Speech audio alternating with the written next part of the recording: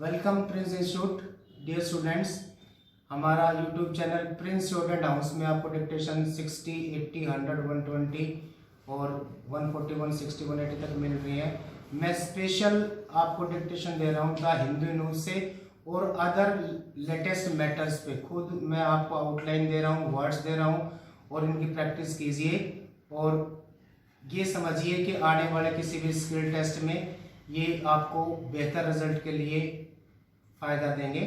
और मुश्किल वर्ड्स को ज़रूर कीजिए। बहुत सारे बच्चे मुश्किल वर्ड समझ के प्रैक्टिस नहीं करते हैं, तो प्लीज़ प्रैक्टिस कीजिए। तो ज़्यादा आपको मुश्किल वर्ड लगते हैं उनकी। Thank you. Welcome Prince institute the Hindu news editorial, best for latest matter and skill tests. Ready? Start. India's economy is in a severe slowdown that is only going to get worse in a pandemic-stricken world. 3 months after Finance Ministry Mandarins prognosticated that India's growth slowdown had bottomed out, the latest economic data has bleed that prediction. Crucially, the GDP growth estimates for the January-March quarter and the full fiscal year barely reflect the impact of the public health crisis and the stringent lockdowns which were imposed nationwide only from March 25. The NSO's estimates show fourth quarter and fiscal 2019-20 growth slumped to 3.1% and 4.2% respectively, the slowest pace in 11 years.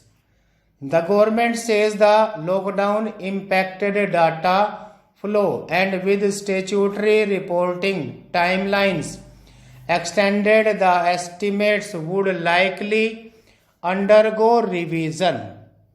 However, the fact that gross value added numbers for the first 3 quarters have been revised significantly downwards shows that the economic malaise was deep and widespread even before the novel coronavirus landed on Indian shores. 4 of the 8 industry sectors that together comprise the GVA are now revealed to be in far worse shape than was reported earlier. This includes manufacturing, which contracted for a third straight quarter and shrank by 1.4% in the fourth quarter. Construction, a major job generating activity that continued to weaken and contracted 2.2%, and the 2 largest services categories.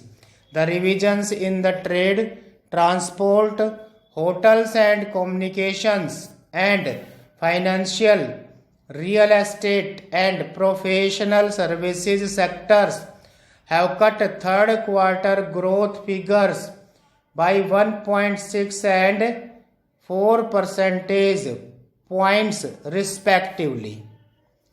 The economy is visible mired in a demand drought that is likely to abate anytime soon. Private consumption spending, which accounts for 55-60% of GDP, extended a downtrend as growth slid to 2.7%. Investment activity contracted for a third consecutive quarter and shrank 6.5%. Data coming in for the current fiscal are revealing the devastating impact that the lockdown has had. Output at the 8 core industries that represent 40% of the index of industrial production contracted by an alarming 38% in April. Merchandise exports shrank 60% in the same month.